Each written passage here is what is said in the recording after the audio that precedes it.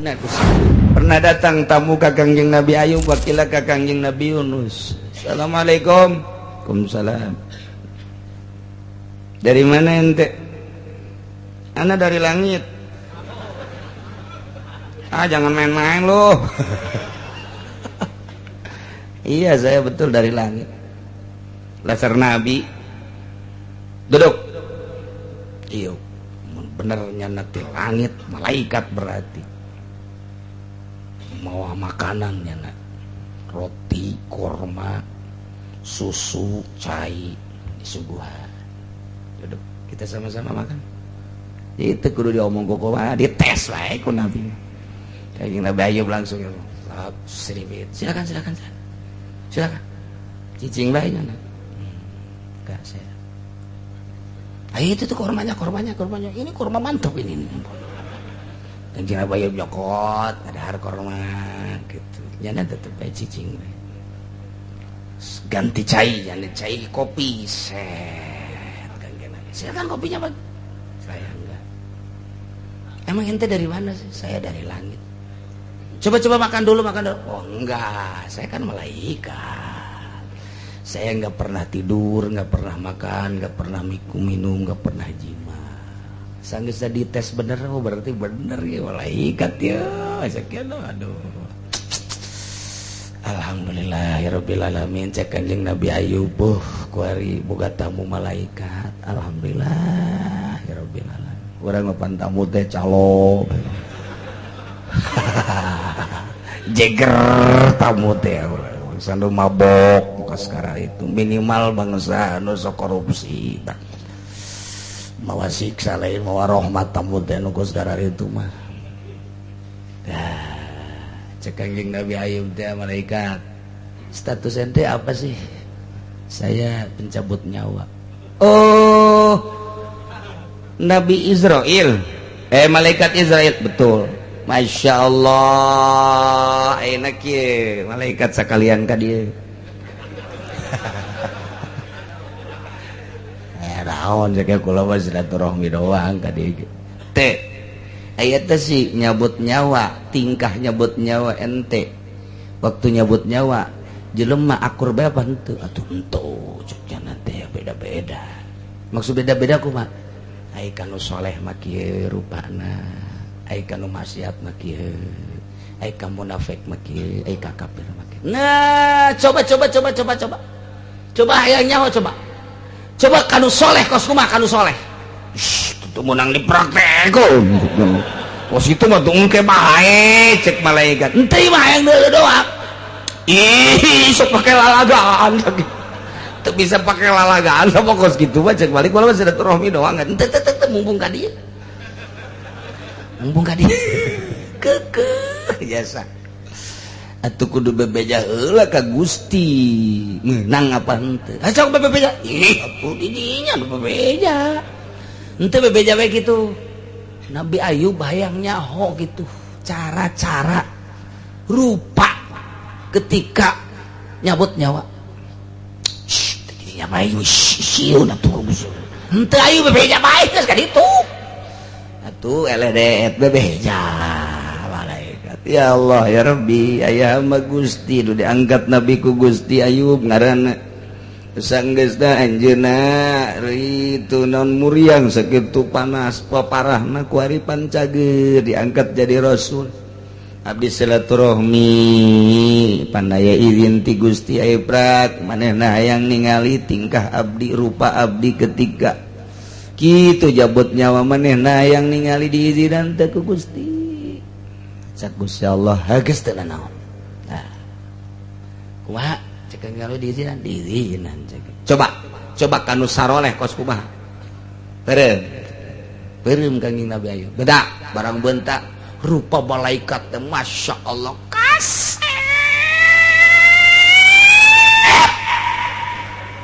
kasep jasa ya Allah cak Kanjeng Nabi Ayub atuh ieu mah neuleuh kasep kieu mah atuh moal nyeri dicabut nyawa moal neuleuh ka kasepan teh atuh pan contona awewe di Mesir baheula ketika Kangjeng Nabi Yusuf titah keluar ku Siti Zulaikha lantaran Siti Zulaikha teh dijejeleh ku gadis-gadis Mesir.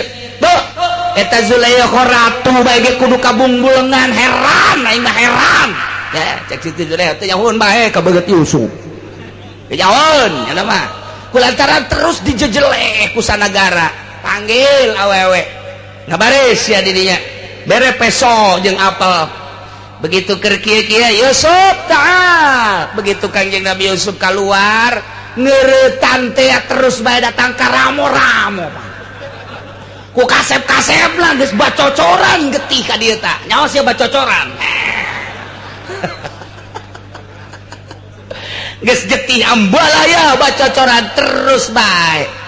Kumaha ngaromongna? Masyaallah ma hadza basyara in huwa illa malakun karim. Ieu mah lain manusia, malaikat ieu mah turun dari kayangan. Tuh, cak Siti Zulaikha nu mantak ge ulah sok ngajejeles sia tah. Aing onam teu korban, sia ramo beak tah. Ku kasep-kasepna. Tuh, awewe di urang. Nu tatadina ka urang teh ngajejeleh. Barang nolo urang lo menjajal jajore jasa sial sugat nu mantak lamun geus kos kitu lalaki mah datang ka Cisoka diwirid geus pokona mah lah awe sok nyiduhan kitu mah geus waing beak ujian wirid 7 poe baca ku urang ma hadza basyara in huwa illa malakun karim ma hadza basyara in huwa illa malakun karim ma hadza basyara in huwa illa malakun karim dibacana sapenting 75 baca ku urang tiukeun sarwiti Cikupa puf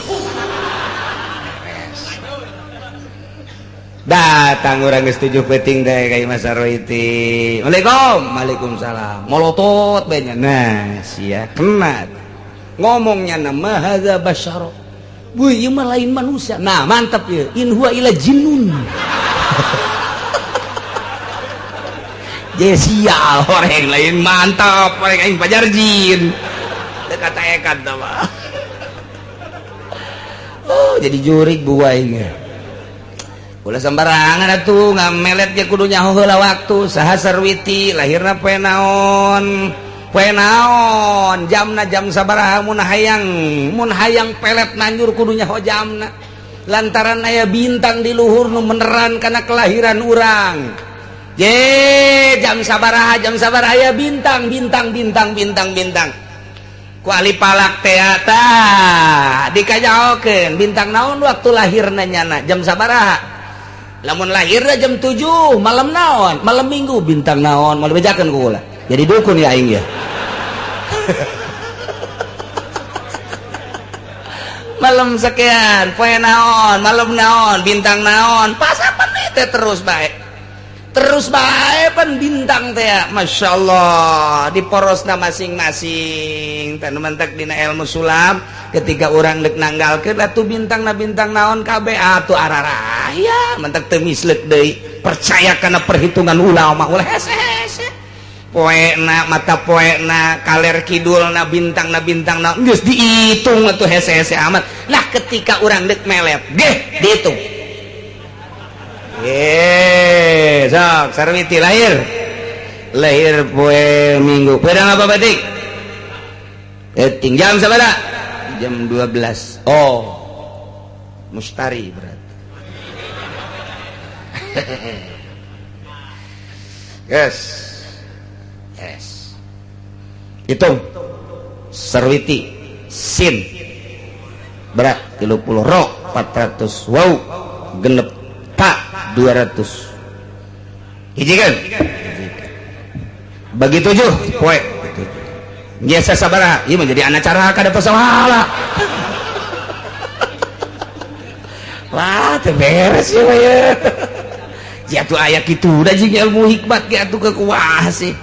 Nah timur sok kuari sabaraha sesana ternyata sesana teh aya genep berarti jam genep wiridna ku sia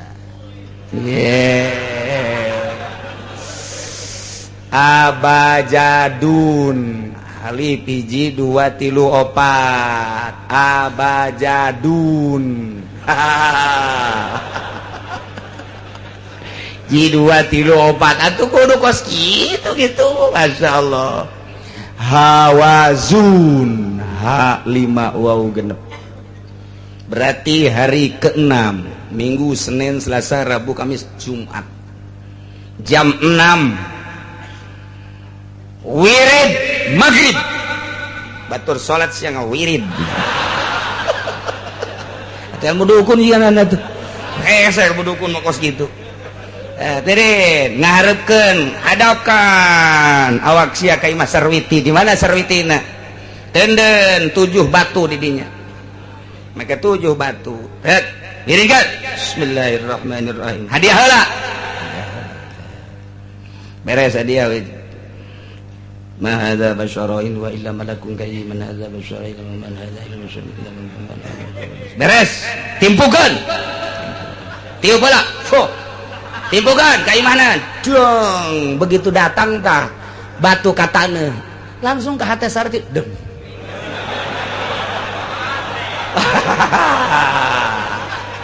asal ada ratang sia ka aing jadi wali moal dibere sia mahal ilmu aing mah kos kitu mah terus sulawaka kelanan wirid deui isukna batu kadua timpukeun deui teh ka arah imahna deng mulai kader saya di mana engkau berada ilu wari ma'adza basyarain wa malakun karim ma'adza basyarain wa malakun karim tempo gede mulai geus teu dahar kengen cak mana sia lain gara dahar sareubeuh mah pangona ti kamari sia teu dahar teu yang dahar mah can kanyawan karak 3 peuting kan 4 mahadza basyarain wa mahadza basyarain tempo gede langsung pas datang batu ke handap tek Aisyah tadi kemana ngomong Zaid emang kadang gitu kumaha kadang asana kasep biasanya yo nyana di mana sih di mana ngomong kasep masa asa dihareupeun bae Kang Zaid teh kamari ku sia diomongkeun kuari ku sia di alem mak coba nita budak gerokeun cak kemana tadi gerokeun teh SMS ku sia tuh aduh geus beres 5 genep 7 geus ngagoler bae mamawa samping Kang Zaid ada promosi pelet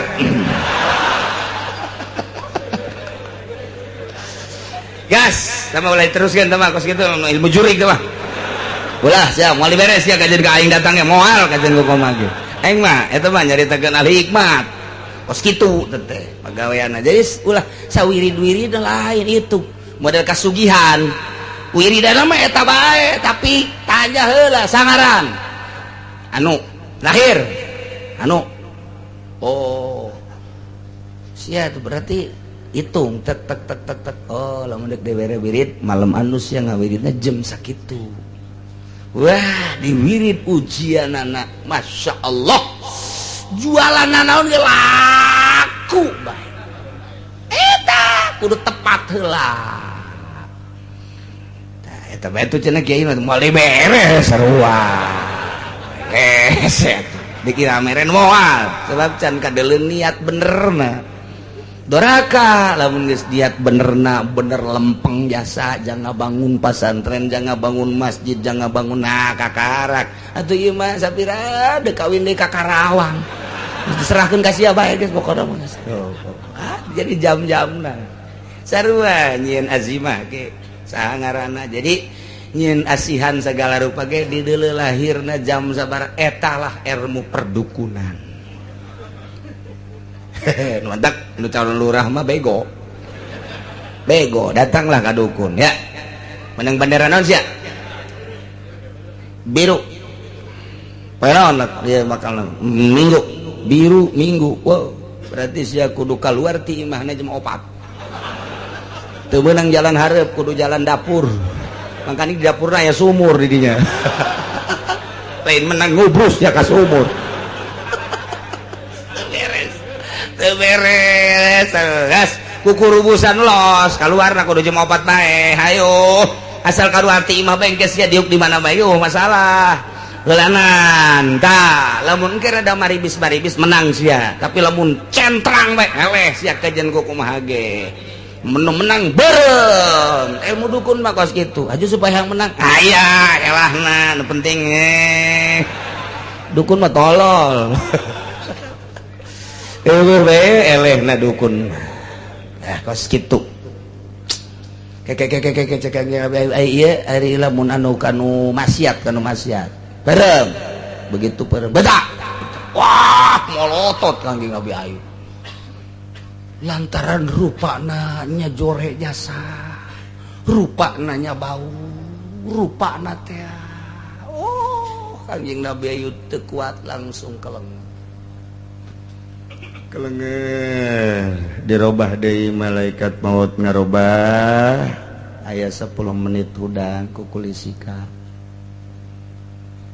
kumaha eta rupana eta tawa boro-boro dicabut nyawa ta neuleuna geus angker kos gitulah terus munafik terus kafir coba do kafir bareng bedak barang bentak Kanjeng Nabi Ayub langsung ngejedak we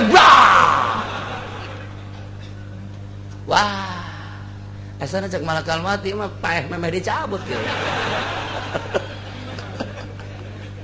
aduh jadi geus paeh teh heula ieu geus tah beudang 10 menit kulasa kulisi udang Kanjeng Nabi Ayub ngageledak deui lantaran pohon malaikat maut can robah aduh tadi malaikat ngalalaga jelema mah cek bakal open ngegeledak deui oh aing can robah aduh geus beunang 10 menit kukulisikan deui diudangkeun Ayub pulang aya geura bentak moal waktu geus robah kancan Geus omah geus. Bener geus enggak pingsan deui asa dajak garap. Geus emang geus. Bentar. Oh bener asli deui. Beuh, cek Kanjeng Nabi Ayub berupa nu eta mah parah amat. Widih, teh masieunna ge luar biasa. Hiji kulitna hideung sakumaha seng. Kastrol hideung.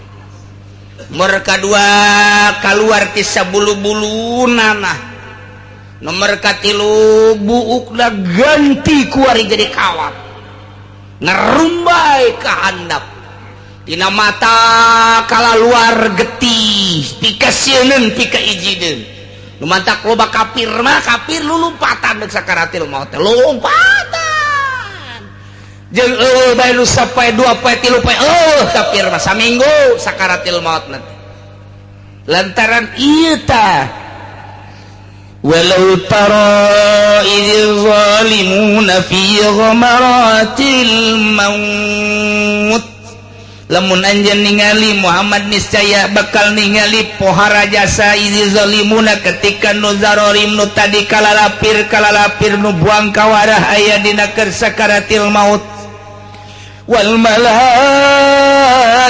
basitu aidihim malaikat langsung nakolan meupehan ka awak-awakna ka awak-awak jelema nu zalim nu endek dicabut nyawana cak malaikat akhriju anfusakum geura kaluarkeun nyawa ya negara pasrahkeun sia nyawa sia ka aing litakuna qabidah ku aing deuk dicabut mangkaning make rupa nu model kos kitu masya Allah wah rajas kitulah tingkah balakul maut mentek aya jelema nyandung nu kolot jeung nu ngorah pas giliran ka nu kolot bapana datang giling anakna lompat bae ka mana mama dihareup malakal maut siapa nyawa malakal maut caki aja tuh malakal maut tuh orang di dulu bapak sia mah sugan teh malakal maut jah hideung ceuk tuh orang bapana hideung iku anakna padahal malakal maut ya hiji hideung kaduana marah bae di imah katilu terak mare duit kos malakal maut kos gitu cek mana bapak sia mah lain malakal maut ngan sarupa jeung malakal maut sial jasa tah kos gitulah tapi ka anu sok ngaji ka jelema nu soleh kasep sering jasa tambah sering kula nyaksian sababaraha guru senyum eta manggih nu kasep manggih nu kasep mantak engke lamun balik ngaji di imah nu kasep sing ada tanya si Mas dari mana ini Mas saya nungguin bapak dari tadi mau ngapain ya mau nyambut bapak yang bener nih bener tapi bisa tuker sama mbak wah siapa lain malakal maut meren ini mah orang Blitar meren ini mah tanya si ade tetep urang geus ngagoler kieu teh rupa-rupa engke bisikan-bisikan rupa-rupa nu dararatang dedeleuan rupa-rupa tah ieulah saat-saat terakhir urang nyuhunkeun ka Gusti Sing Hade supaya husnul khotimah geus ulah eureun-eureun maca la ilaha illallah ketika napas urang geus pendek geus ulah la ilaha illallah Allah Allah ba Allah Allah Allah Allah tah aing ngaji mah tah urang nyaho tah geus deuk aya deuk eueuh anu nalkinan urang pancegkeun hate urang geus ulah make la ilaha illallah geus napas rada hangkeut mah langsung Allah Allah Allah Allah Allah terus bae hate urang teu kudu aya soraat Allah Allah Allah Allah Allah Allah terus malaikat engke nembongan ka urang na kasep Allah Allah Allah Allah Allah Allah terus bari diangkat dari Allah Allah Allah Allah Allah malah nu recok-recok itu gitu betah ketika urang geus manteng ka Gusti Allah loba nu ngalobrol ngobrol we teu betah mentek nyingkir nu bangsa lain-lain ahli Allah kanu keur sakarat bakal keluar sia keluar kecuali dek nalkinan mun aya keneh napas la ilaha illallah saurang bae ulah loba anu recok engke nya nurutan la ilaha illallah geus asal geus bisa ulah ditambah ulah dipaganding geus bisa geus antepkeun engke beuki ngaranjung ngahanjung talkinan de Allah Allah Allah ulah salah nalkinan Allah Allah Allah Allah jangan nurutan ke Allah Allah Allah lah lamun keur mejana kos kitu mah terus diceulina Allah Allah mun bapak urang ua urang mang urang kebenaran urang hadir sakaratil maut kos kitu nalkinana tah Allah Allah kenyana nurutan Allah Allah Allah laqinu mautakum bejaan hurukan talkinan jelema nu endek maut laqinu mautakum la ilaha illallah mun masih kena napas panjang la ilaha illallah lamun geus pendek Allah Allah Allah Allah tuh al-yawma tujzauna 'adzabal hun dina poe maneh bakal dibales make siksa anu hina nu pohara bima kuntum taquluna ku perkara nu aranjeun ngararomong alallahi ka Allah ghairul haqi teu bener ngomongna sagala ngaku nabi sagala ngaku diwahyuan sagala ngaku-ngaku dek nurunkeun kitab nu sarua jeung Al-Qur'an asa bangkawarah teh kuari bakal disiksa sia dibales sia wa kuntum an ayatihi tastakbirun jeung aya anjeun gumede sombong terhadap ayat-ayat Allah tidak iman ka Gusti Allah nah kuari balesanana al-yauma tujzaun masyaallah eta keur carita nu kalalapir buang kawarah kos kana itu kamu munafikin jeung pasikin sarua nu maksiat ge di duniana iman mah iman ka Gusti Allah ngan mabok zina judi korupsi nah ieu bakal cek malaikat al-yauma tujzauna bima kuntum ta'malun poe ieu bakal kapanggih balesan pagawean anjeun nu kamari keur hirup sia migawe mabok kamari magawe zina judi dan lain sebagainya al-yauma wari tujzauna bakal kapanggih balesan anjeun bima kuntum ta'malun pagawean nu kumaneh dipigawe kapanggih biasa moal kebal deui sia bungkus pandian bungkus salaten mun kafir mah langsung pasek atawa ki tumbak siap geus bungkus pandian bungkus salaten datang ke jero kubur geus kapanggih amal-amal urang diwujudkeun ku Gusti Allah dihijikeun amal maling, amal korupsi, amal zina, amal mabok, penganiayaan, penghinaan dan lain sebagainya dihijikeun karake baralik nu ngubur urang geus sudan di dinya kapanggih jeung amal urang al yauma tujzauna bima kuntum ta'malun bakal kapanggih masyaallah mantaklah sesa hirup urang kuari maning digunakan pakai ibadah dumadeheus ka Gusti Allah Subhanahu wa ta'ala moal kebal deui urang teh contoh bapak urang mah urang geus areueuh bapak kolot urang geus leuwih ti heula malah aya anak anu miheulaan urang berarti kan pasti jasa di mana datang ka urang waktu urang kuari bakal kitu mah urang geus ngabakti ka Gusti Allah boga harta geus disalurkeun boga ilmu geus disalurkeun jaba eta ku urang dipigawe sagala rupa urang geus ngabakti ka Gusti Allah tinggal nyanggakeun sadaya-daya Gusti titipan Gusti ku abdi parantos dilaksanakeun abdina atuh parantos dilaksanakeun sabisa abdi salat abdi sakieu bisana haji sakieu bisana ngazakat ngaji jeung sajabana tapi pan Gusti harapan abdi tak berharap ke Gusti Allah tapi ngalaksanakeun eta mah mas mantep lamun berharap ke Gusti Allah bari teu ngalaksanakeun ieu siksaeun Allah